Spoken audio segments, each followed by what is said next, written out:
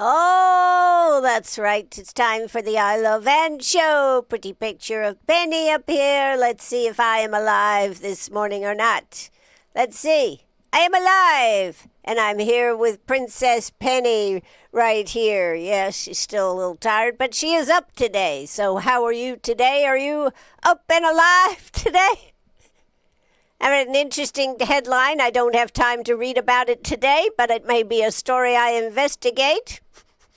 Although, hopefully not by direct experience. When you're dead, do you know you're dead was the question of the article. I found that interesting, but not a subject I was willing to investigate early this morning. Anyways, we got a lot to talk about here. We are going to be talking about... Well, I found a bear story here at the very last minute, so we may throw that story in. We also have a story about local intrigue. That's right. Greenwood Templeton SLED investigation or inquiry. That question will be answered here in just a few moments on the I Love Ann show. Also, we had this Senate debate last night. Early voting starts today. We need to discuss that. So the topic for today, runoff politics, Statehouse money, and Greenwood growing, because we have several entities that are expanding, and I wanted to cover those. Then I came across the bear story, so I had to throw that in. And then, of course, there will be On Ann's Radar, a new feature right here on WCRS. Stay tuned, folks. Buckle up. This is not the show I thought I'd be doing today, but it is. So as always, we start off with the weather here this morning. So let's check and see what the weather is. It is, 80 degrees out there, I believe, just a moment ago. And let's check it out. 80 degrees. We are looking for a high of just 94, low of 72. And partly sunny skies, so you'll have clouds and sun. Thursday comes in tomorrow at a high of 96, low of 73, and a 15% of a possible shower here. Thursday night will be clear skies, low of 72. However, coming in on Friday is a high of 92, low of 70, and it looks like we are going to get some thunderstorms on Friday. Thunderstorms in the evening with a few showers possible overnight. Storms may contain strong gusty winds, low near 70, chance of rain 70%. That is on Friday. Now, of course, we've got... Friday night football right here on WCRS and across everywhere. It is the beginning of the high school season. Friday.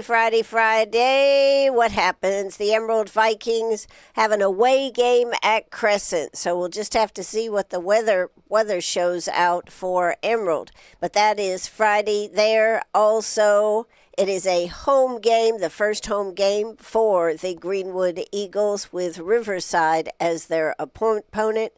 And away game for the 96 Wildcats. Mid-Carolina is where they will be going. So that's a little roundup on where everybody is playing. So let's get started. Let's talk about some of these stories. It's the weather's going to be what the weather will be. We could go ahead since we've got a lot of events coming up on Saturday. We could talk about Saturday. Looks like Saturday's going to be a little cooler, like 3 degrees. Woohoo! 89 degrees will be the high, low of 69. That's a chiller, folks. And we have about a 20% chance of some rain. Partly cloudy skies, basically, let's see, intervals of clouds and sunshine, high of 89 on Saturday. So Sunday, high of 91, low of 66. So that's what's in the weather report, folks. Now let's get ready to rumble this morning.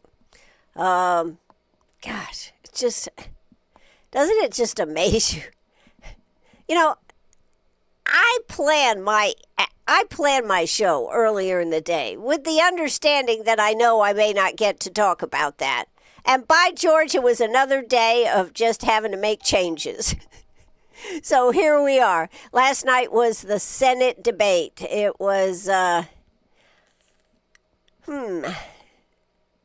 thought it was an interesting comparison. There, that's pretty fair to say, right? I thought it was an interesting comparison. And early voting, as I said, begins Wednesday. Darlene Graham and Ralph Norman advanced to the Republican runoff. They debated Tuesday night. My impressions of the debate. Do you care, Penny? No, not really. She's sitting there looking at me like, and now she's giving me the left-handed paw. What were my impressions of the debate? Well, it seemed to me that Ralph Norman kind of considered Darlene Graham Nodon a pest, kind of like a fly or a gnat that's flying around his head. He perpetually said that that was silliness when she brought up points. He didn't really answer any of the points that she brought up. I think once or twice he did, but most of the time he just ignored what she said. Now, part of my questioning is, did Ralph hear what she said? Because I would think he would want to answer some of the questions, but he did not. And maybe he didn't consider them credible. I am not sure. So I think he had a decent evening. He used some of his statesmanlike attitude that he has developed over being in politics, particularly in Washington, D.C., and then in Columbia for the last 17 years. He did use those political skills. Yes, that would be the right way to say it. Now, when it comes to Darlene, of course, is a novice on the debate stage. One of the things that I thought was interesting, and this is just a point of interest, is that normally when you do a debate, you do not get to take any notes with you. They always make a big deal that they've been provided a notepad and a pen, but there's to be nothing on it, yada, yada. Well, I don't know, but it sure looked to me, and I did not see the very, very beginning of the debate. I missed that first minute of intro. But she had a yellow tablet there, and she had it opened up. The one thing that I will say about Darlene, she is very good at staying on track on talking points. We heard her same talking points at the Salute to Liberty. I've heard it in a couple of her interviews. She says exactly the same thing. She does not vary much from her talking points that she has in front of her. Now, that can be a good thing or a bad thing. One of the things, it makes it so people do not really, there's no question that can put you off track if you are always answering with the same talking points. The one talking point where she had to go off script was where the question of, what was it, Taiwan? Do you consider Taiwan and was it Korea a national security issue? Up front, she started to answer, then she backed up and she goes, no, I do not know that much about international politics. She admitted that right up front. She did, however, follow up that she trusted President Trump in what he was doing and would follow his lead, basically, is what that, I am paraphrasing it, but that is basically what she said. That appeared in the media to be, quote, the gotcha moment. I'm not sure it was a gotcha moment. I think for a second there she questioned to be truthful or to muck it up with something. And instead, she decided to just lay it out there and say, I just don't know that much about politics, about international security, etc. So, I don't know if the debate actually moved the needle for anybody. This was a live debate down there at the Newberry Opera House. So you did have claps and applause on both sides, But whatever the debate did or didn't do, I didn't see that it was substantially one side or the others. So, yes, I was just one of my producers here. Foreign affairs. She said she did not know that much about foreign affairs. Thank you, producer out there in Radio Land. So she did not know that much about foreign affairs. So I'm not sure for me. Did it move the needle for you? Did you make up your mind strongly about it? I don't know. I think this will be I don't think it is going to be a definitive win. Maybe for whoever wins, it will be a definitive win.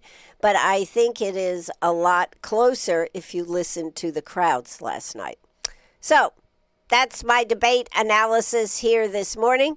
If you'd like to weigh in on it, love for you too. 864-332-9355, 864-332-9355. Always love to get your input on this, so let me know what you are thinking about the debate last night. Did you watch it? Did you care to watch it? Have you already made up your mind?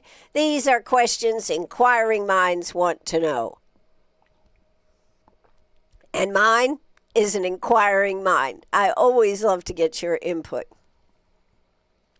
So that is pretty much on the debate. Of note, Greta Van Susteren was leading the debate team. I thought that was interesting. Of course, this was brought to you by Newsmax, and that's where she finds her home. And since I do not actually watch Newsmax, it was good to see Greta Van Susteren. But my takeaway from that is that Darlene stays on her talking points almost exclusively. And I do want to bring up one point. A lot of people have said she has no experience in the political arena. And it was brought to my attention the other night. There was another person that was on the stage Monday night who had no political experience, and her name happens to be Sherry Biggs. And she has done a very good job. Now, I'm not making a case for Darlene. I'm simply making a case that you don't always have to be a seasoned politician to be able to succeed in Washington, D.C. And Sherry Biggs is a perfect example of that. She had never held any political office. She was in the military. She did have an administrative background and a nursing background. And there you go. But character-wise, makeup of the person, you cannot tell that. All I can say is that is a point. All right, so now we're going to move on. I don't know how Ralph did. Ralph seemed pretty comfortable up there on the stage, and my final analysis is he seemed to consider Darlene a distraction, kind of like a gnat. He would just bounce off her comments and go on and roll on to some of his own points. There were a couple of points I think he should have answered. My question is, did he actually hear them, would be my question of what she was saying. But anyways, that's a roundup on the debate. That's all I got to say. If you've got something to say, love to hear from you this morning. Now, we're going to move on to, we're going to remind you that early voting is today, Wednesday through Friday.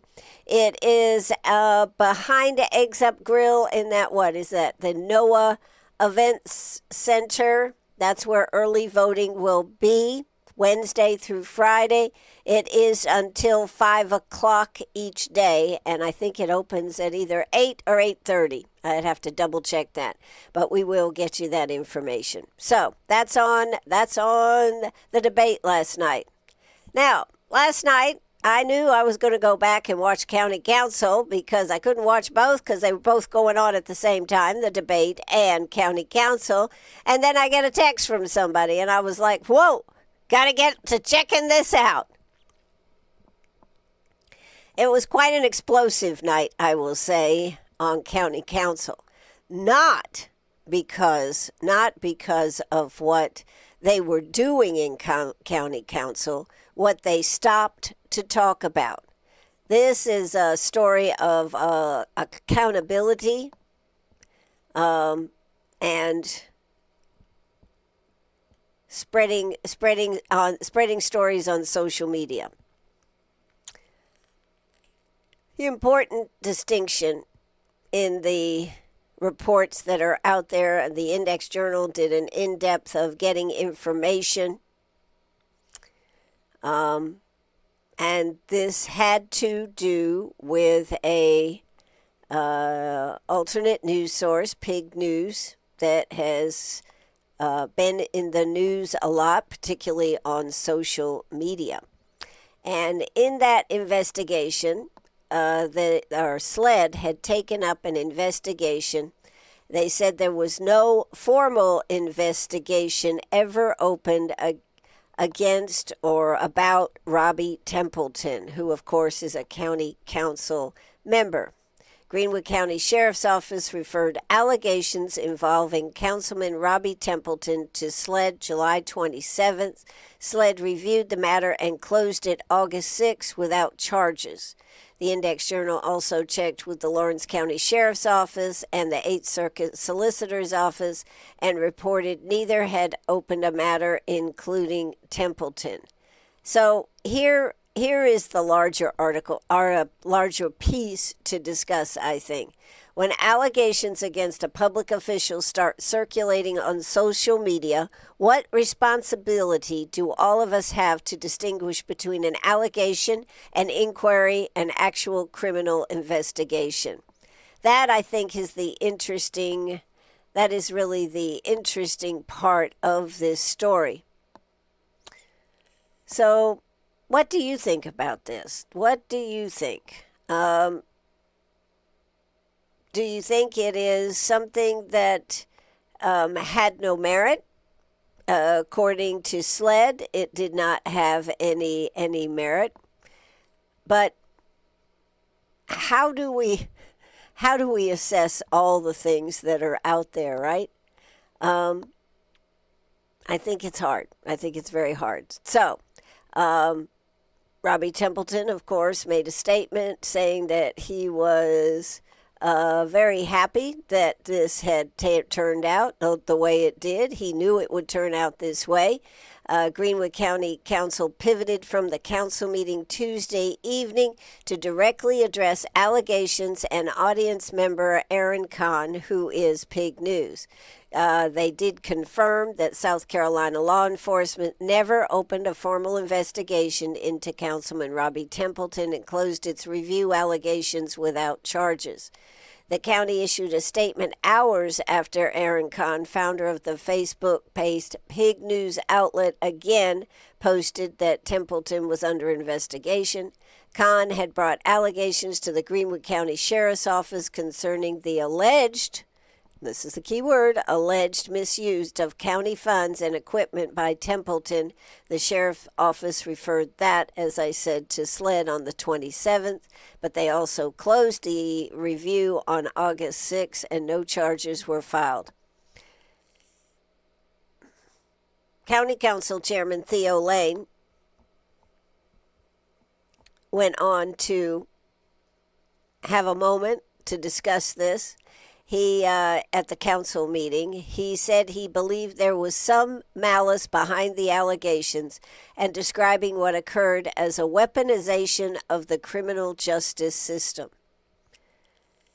Templeton emphasized that distinction during the meeting. There was never an investigation. There was an inquiry, and as we said, opened on the 27th of July, closed on the 6th.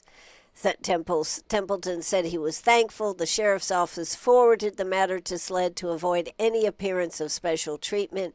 He also said the allegations had affected his family and that he and his attorney were discussing what comes next. Aaron Kahn, the owner of Pig News, attempted to respond from the audience after Templeton spoke and said he planned to release additional evidence Wednesday morning. This is Pig News, said that they were going to release additional evidence Wednesday morning. Lane told him he did not have the floor and moved the meeting forward. So, it has been independently confirmed that they referred the allegations involving Templeton to SLED on July 27th. SLED confirmed there were no formal investigation, and so all sources have said there is no open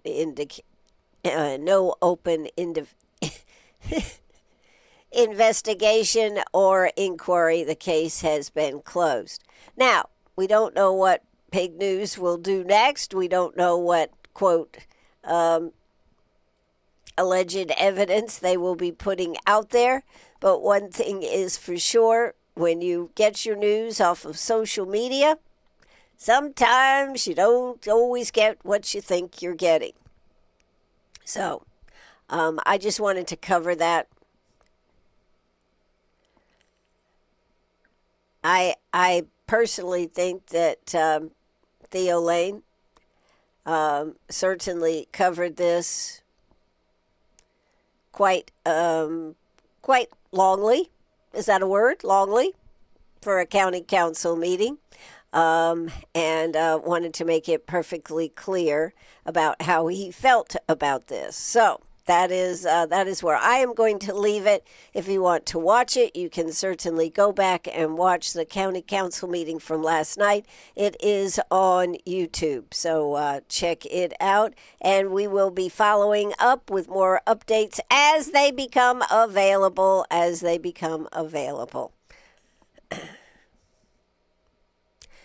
I just want to comment and say that it is a sad state of affairs when everything is always under question and nobody is to be trusted. If there's one thing that I wish we had, it was trust. Unfortunately, we do not seem to we have lost the trust factor in believing people, in believing the good of people. We seem to always want to believe the bad in people. And there certainly is enough bad out there.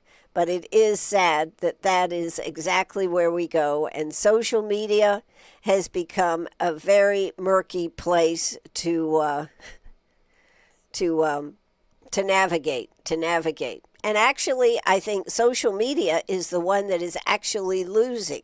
I know so many people that are saying, I'm just not going to follow this person. I've unfollowed this one. I've unfollowed that one. Don't unfollow me. I know what's going on. But stay with me right here on WCRS. But I think a lot of people are saying that they just cannot take it every day, and it is very hard to take. And then when things turn out to not be truthful, it really is upsetting. So I just wanted to touch on that a little bit. Moving on, there was a water main that broke in the middle of Cambridge yesterday. That is why Cambridge Avenue was closed off. They were trying to get that repaired. DOT had been contacted, and so that repair is ongoing. I don't know if it's been fixed this morning or not, but that came up yesterday morning. Actually, I think we saw a post on Facebook where somebody said, what is this? And it was on Cambridge Avenue, and there was all this water everywhere. Well, come to find out that was what was causing it, was a broken water main. So there you go. Now, we're going to move on to other stories here this morning. Lord, it just never... I was going to be doing Sherry Biggs' interview. I was going to have some more information from. I had my interview with Jim Jordan, and instead I got to talk about this because this is what's. And when it's hot, it's hot, and when it's not, it's not. The scary big story would save another day, so I had to make the decision. We got to go with what's leading here, and that is definitely a story that is going to keep giving back right here in our community.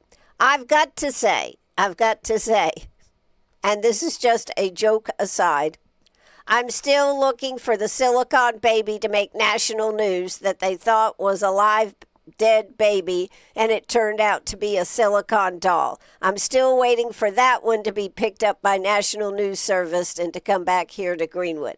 One thing about Greenwood, South Carolina, we have been able to stay relevant by staying in the news every day. Every day we are in the news. Of note from County Council also, I forgot to tell you, they are putting together an ad hoc committee to study the data center issues. I believe I heard Theo say, and they would be involved if a company wanted to come here to set up a data center. That ad hoc committee would maybe not know the name of the organization, etc., but they would be put in a position to be deciding what type of things they would be looking for out of the data center and what Greenwood County would be looking at. So if you are interested in serving on this ad hoc committee about data centers, gathering information, we're in a moratorium, but a year passes very quickly, so we need to get this ad hoc committee studying all of it. Theo Lane also said in that one of the qualifications would be willing to travel to see data centers in other parts of our state. So that was one of the things that he said was a requirement to be on that job. Just thought I would mention that. Contact your county council person if you'd like to be considered for that. They are thinking of 7 people, 1 person from each district. So please contact them. All right, now I'm going to veer off track here a little bit and tell you a funny story because, I need to laugh. What about you, Penny? She don't care. This is Penny this morning. Yeah, she's so precious. There she is. Just got her paw on my chair and just laying there saying, please move on to something else. Okay, we are. We're going to move on to talk about a bear story. We all have had bear sightings, right? Bear sightings in our community, up in the mountains, everywhere. A good bear story is always interesting to talk about, isn't it? Well, I have a story for you here this morning. How would you like to be in your house, maybe having a cup of coffee, maybe making breakfast or dinner or whatever, and a bear reportedly enters an Asheville home, swats at the resident on the way out? A bear was reportedly able to get into an Asheville home and swat at the person inside on its way out, according to firefighters. The Reems Creek Fire Department confirmed that fire crews were called to a reported bear attack about 9 p.m. Tuesday. They did not say where. Crews said when they arrived, they used a siren to try to scare away any bears in the area. They said no bears were seen by firefighters and crews were able to safely get in the home. Based on information provided to responders, it appears that the bear may have opened an exterior door and entered a home. Firefighters said the person inside the home reportedly encountered the bear as it left, with the bear possibly swatting at the occupant on its way out. Can't you just see that bear? You don't have any good food in here. I'm leaving. Get the heck out of my way. But when a bear enters your safe space, this is really bad. Buncombe County EMS also responded, evacuated the person, and took the individual for further evaluation. The North Carolina Wildlife was notified and responded to the scene to assist with the reported bear encounter. They also said the bear was a female, just like a female to come in and take over a house, right? Hey, I'm in charge. Where's the food, man? The fire department said in the post about the bear encounter, we remind residents in the areas with active bear populations to use caution, secure potential food sources and other attractants, and keep doors and windows secure. Please do not approach or attempt to interact with a bear. You know, that could go back to the old Goldilocks story, right? This bed's too hard. This bed's too soft. Oh, this one's just right. Can you imagine coming home? You think something's in your house. You may even smell a particular odor. And maybe your bedroom is on the second floor. So you go upstairs, you're going to change your clothes, take off your shoes, whatever. You walk in your bedroom and there's a bear asleep on your bed. Now this didn't happen. I'm just theorizing. How would you feel if you found a bear asleep on your bed? Guess that bed is just right. Would you back out quietly and just go, let sleeping bears lie? Yes, well, that's what I would do. I would get the heck out of the house. Actually, probably what I'd say, what the heck are you doing in here? Yes, that's my usual MO. Stupid, right? Very stupid. That's what I have to say, Ann. Very stupid. If you would only think about this, very interesting. Very interesting. What do you mean, very interesting? It was stupid. Yes, it was stupid. Yes, it was stupid. All right. Anyways, that's my bear story for today. You know, it was pretty interesting last year when we had the bears everywhere, wasn't it? Yep. It was very interesting. I don't think we've seen as many this year. I've seen a couple. I think I've heard of a couple, but not the same. All right. So now we want to talk about a more serious topic, of course. The budget. The South Carolina $15 billion budget and the money that isn't in it. You know, they had earlier this week, last week, we heard from the South Carolina Gazette said the collapse of the earmark compromise. They had all these earmarks in the budget. They couldn't put it together to get everybody on the same page for the budget, that is Republicans and senators. And so they collapsed and left approximately $380 million was unspent. So $380 million has been unspent unless something else comes to pass. And right now, it looks like it may not be spent until next year. So McMaster put together a $15 billion budget that actually reached his desk. That was roughly $380 million in legislator-requested projects, and other unresolved spending wasn't part of what he was vetoing. So he didn't veto any of that because that did not make it in the budget. That's the important point to get out here, because when you hear that he vetoed things, back in the old days, they used to have all those projects, and the governor would go through with a red pen and strike some out, and then it would go back to the House and the Senate. They would say, no, they could override it, and then they'd send it back, and it was a back and forth process. That is not the case here. Those $380 million were not put in the budget, so therefore they aren't part of this discussion. However, some of the items that did survive, one of McMaster's pet projects to get teacher pay to $50,500. That has now been added in the budget. State employees are getting a 2% base raise. Income tax reduction about $309 million. Property tax relief, $81 million. Roads and bridges, they put in $377 million. In-state college tuition freeze, and that was about a $29 million expense.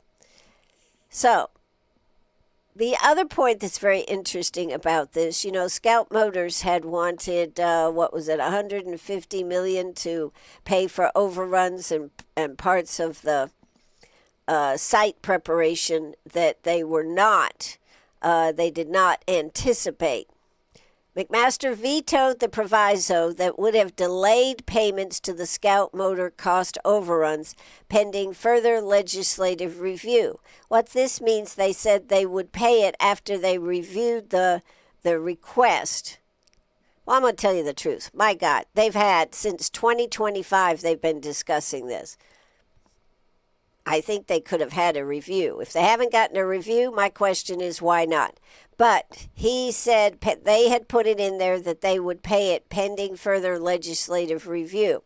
His argument, McMaster's argument, South Carolina already has a contractual obligation and delaying payment could damage the state's business reputation and invite litigation. And I think that is true. They went ahead and did the work. This wasn't, we need to do the work. They'd already done the work, and then we don't have any money. So this is something with Scout Motors. So the next question is let's see, we've talked about this before, but property tax relief went from 50 or 55,000 to 75,000 for a homestead exemption. I think it should have been more. Truthfully, I think that's a drop in the bucket, but that is what they did. The income tax reduction was another small step. I say they need to be bold. They have all this money in. They're always talking about, we got this coming in, we got this coming in. The big discussion, this is my opinion now, big discussion about whether they should refund it to the folks, what they should do. I say with all this money on hand, let's do a 1-year try it deal. Try it. You might like it. And see what happens without any income tax at all. If nothing else, it would be a gift to the folks, the people of South Carolina. And they'd find out real quick where the holes were and what it would take to make this come together to be able to reduce the income tax. As it is, it's still a topic for discussion. They took a little bit off of it. They want to take the slow and easy. You know me, I like being bold. And I think a 1 year, try it. You might like it. Maybe just do it and say it's temporary. Say it's a try. And if it doesn't work, we will have used up some of our money that should have had something good being done with it. But by George, guess what? Next year, that income tax would be back. And then maybe they would do it with a responsibility for adding it back, not just throwing the same old one back on the table. Again, that is my private opinion. I believe as a business person, I have always tried things to see if they worked. I could give you stories about things I tried in the jewelry business that did not work. I think we all have stories if you've been in business and been your own boss. All right, so now what eventually happens to the roughly $380 million in those earmarks that did not get approved for this year? So they are going to sit there until they can get together on it. And it is potentially possible, this was in some of the articles, it is potentially possible it could come up in the 2027 budget, not in this current budget. So, FYI, if you are an organization that had a earmark in there, it may not come through until next year. Just, that's where that is at. So, for all the people that thought, oh yeah, we're getting this year. Not so fast. All right.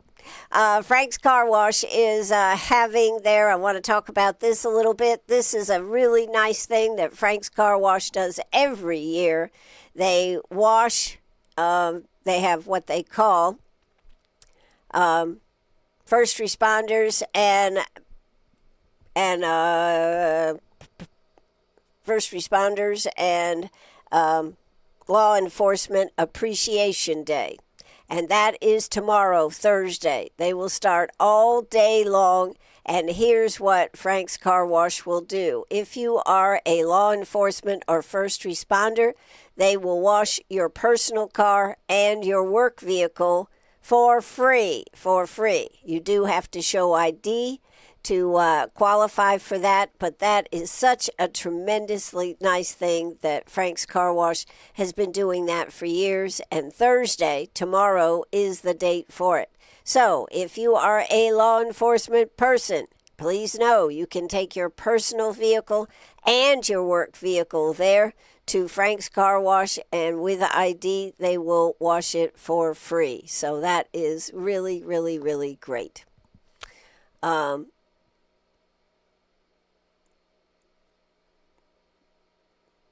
There are things that happen in our community every day that are truly great things, truly great things. One of the things, the stories that I really wanted to talk about today is what is happening with two pieces of property here in Greenwood. And one of those stories is about District 50. District 50 is going to be selling to Lander the Genesis Center. Now, I didn't realize all the things that the Genesis Center had there. I didn't know it had a football field. I didn't know it had this huge gym. It has all kinds of amenities there at that property right here, right in the middle of Greenwood. And Lander is buying that to help with some of their expansion. They need more room. They need more room for students. And it is an interesting story from the standpoint of across not only South Carolina, but across this country. There are many colleges that are really colleges, universities, who are having monetary problems, not able to handle. We've had colleges. We had a college last year that closed down, right up there in Gaffney. But Lander is in good financial ability. It is continued to expand every year. And so they are purchasing that property. I think they've got like a two-year window. They'll be able to, the activities or whatever that are still going on over at the Genesis Center will continue. It's not like something that is immediately going to happen. Some of the things that are going on right there will be able to continue. So just FYI. But it is a very, very good thing that they are making these changes and taking a building that maybe has not been used. My only question is, did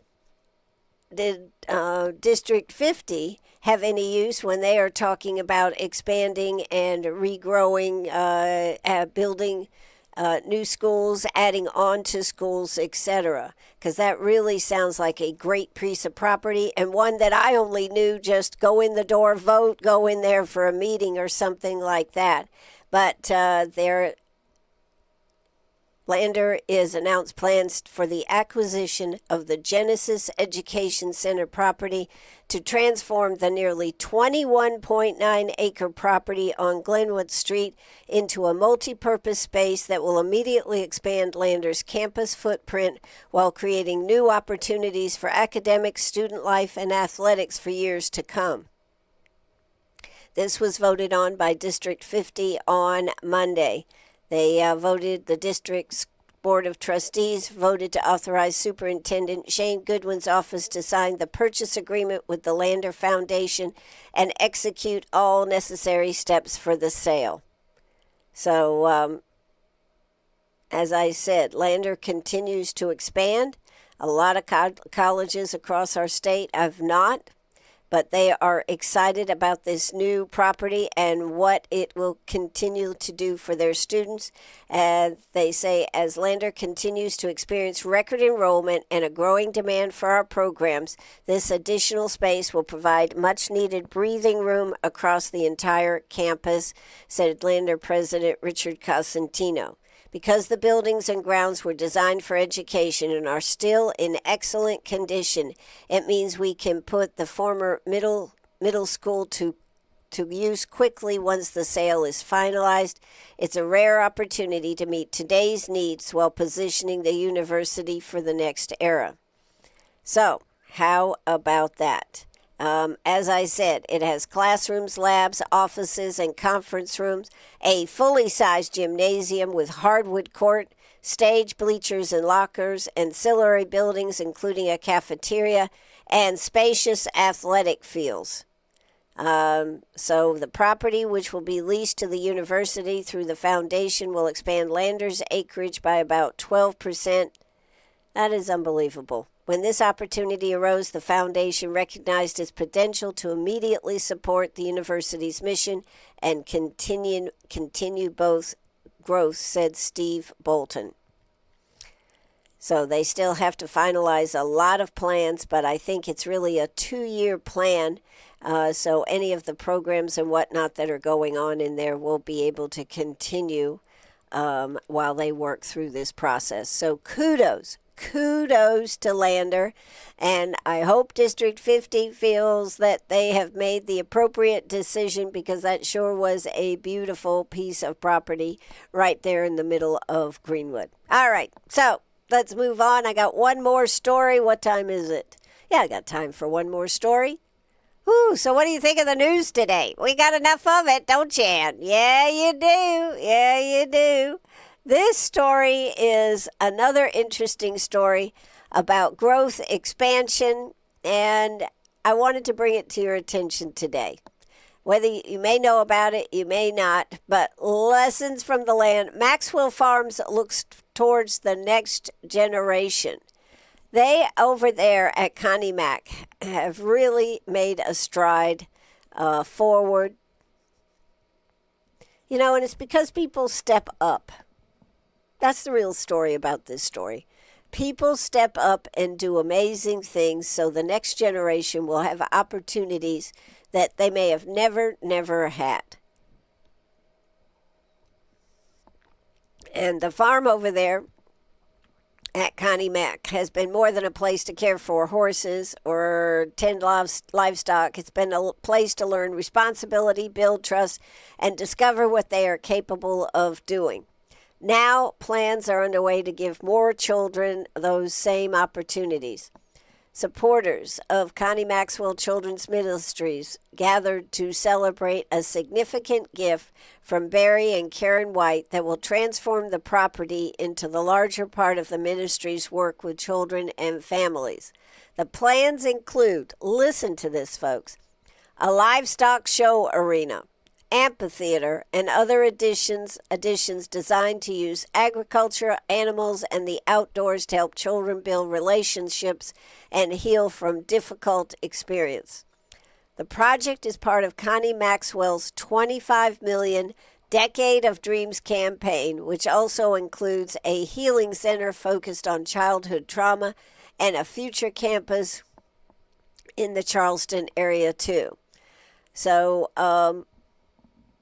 I wanted to mention this. I think this is a tremendous gift. Kudos to the Whites for coming forth and doing this project. Barry and Karen White for donating this money to make Connie Maxwell even a bigger and more impressive, but also able to offer more services to the clients that they serve. So, it says the greatest thing Maxwell Farms ever produced. This was Poston said this is not the horse, cattle, vegetable, or eggs, but the young people whose lives were shaped there. I think that's true.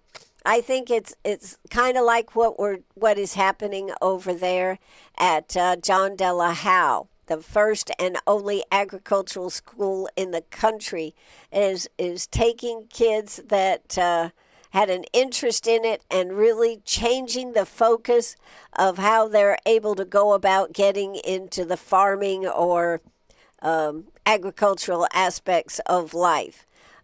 This right here will give kids the opportunity, as they always say at Connie Maxwell, to help heal, but it will also give them a maybe career paths to see the direction they would like to go. So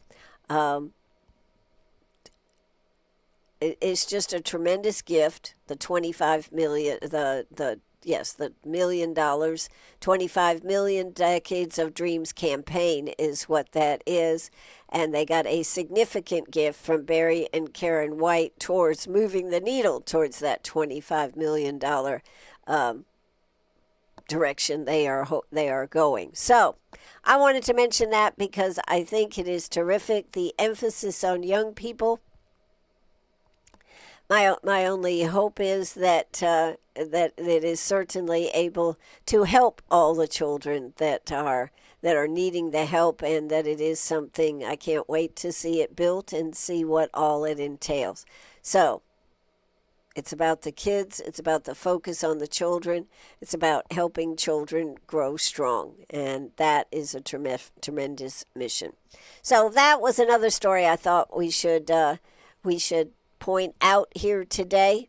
There's a lot of changes coming to Greenwood. We know there's a lot of changes.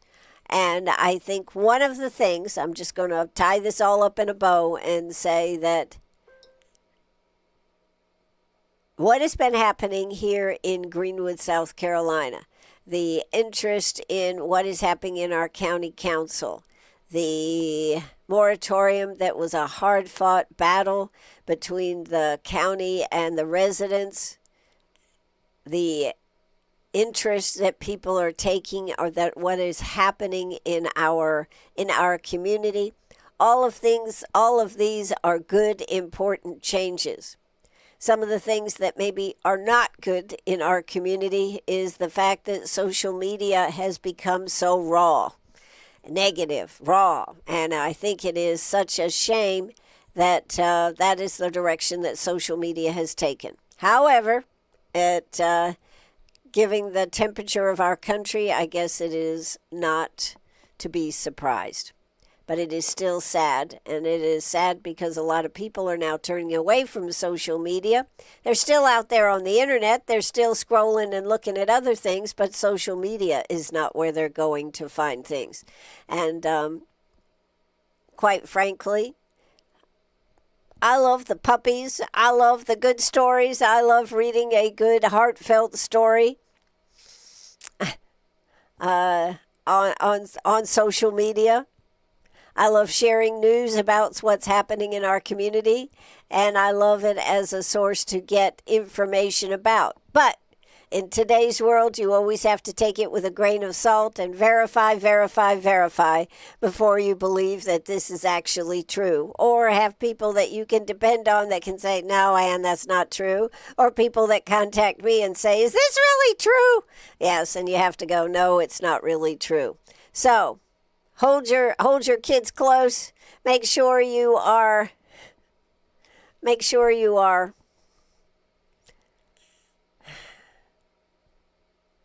trying to keep positive, not compromise your own standards to fit in with everything going on in this world. I think that is an important piece of information. It's going to be hot out there today, so make sure that you have cool water out there for your animals. As I say many, many times, a metal bowl is just not what we need to be putting water in for animals that are having to be outside all day. That metal bowl gets hot, and makes it more difficult all the time to keep them with cool water. So please make sure you put something to keep some cool water for them. All right, what else do I have? I want to make sure that you know about these things are on your radar. We have at 5:30 Friday morning, if you are a person that likes to get up early and wants to check out 96, they will be having a zip trip over there at 96. I think I heard the TV crew, etc., will be there at 3:30 in the morning. They will be going live at 5:30. Check that out if you are so inclined. I am not, but I am glad they are coming to 96. Hall of Heroes is on Saturday afternoon at 2 p.m. This is your opportunity. It is a free event to be there and hear the amazing stories of our veterans in our area. Approximately 25 veterans will be inducted into the Hall of Heroes. Keynote speaker will be South Carolina's Attorney General Alan Wilson will be the keynote speaker. He, of course, is a candidate for governor, so he will be here on Saturday. He also is having a meet and greet in McCormick in the morning. He's doing the Hall of Heroes at 2, and they will have a meet and greet at Fat Daddy's for Alan Wilson at 3:15, I think it is, for about an hour. So if you'd like to see Alan Wilson, this is your opportunity. But I really would encourage you to please come to the Hall of Heroes and be part of honoring our veterans. Okay, you'll walk out with some good patriotic feeling when you walk out that door. Foster the Beat, I believe, is over at Legacy Church. That is this Saturday evening. We'll be talking more about that with 2 board members Friday morning at 10 o'clock. So that is a really, really, really good program and does a lot of good for foster children. So please... Okay, don't call me now, don't call me now, don't call me now. Okay. Foster the Beat Legacy Church, that will be going on Saturday evening, and as I said, we will be discussing that Friday morning. Then, Music for Ministry is also going on at New Covenant Church on Saturday evening. I believe the doors open at 5 o'clock. Program starts at 5:30. Tickets are available at Greater Greenwood United Ministry, right there across from the hospital. And they say they believe they should have some tickets available at the door. Great meal, great fellowship, and a killer silent auction. So that'll be going on. And then at the 96 Historic Site, they will be celebrating a birthday over there with lots of activities. That is on Saturday. I believe it starts at 10 o'clock. So we'll have more details on that tomorrow. Just wanted to cue you in on this because those are some of my events on my radar right here on WCRS. And of course, I want to remind you, don't forget, tomorrow is Law Enforcement Appreciation Day, First Responders Appreciation Day. So please, if you are a law enforcement or first responder, go by Frank's and get your car cleaned up. You know, there's nothing like riding in a clean car, is there? That's right. And for the rest of us, don't know if they'll be able to accommodate you, but for law enforcement, it is going to be a great day as they celebrate Law Enforcement Appreciation Day at Frank's Car Wash. Free to have your personal car and your work vehicle both cleaned. You just need an ID. So that, my friends, is what I have to say here this morning. I hope you have a great day. I hope you tune in this afternoon. Mayor Brandon Smith will be with us this afternoon, so looking forward to sitting down with him, having some discussion about some of the activities and whatnot going on in Greenwood. That is the end of the show, so let's You have anything to say, Penny? No.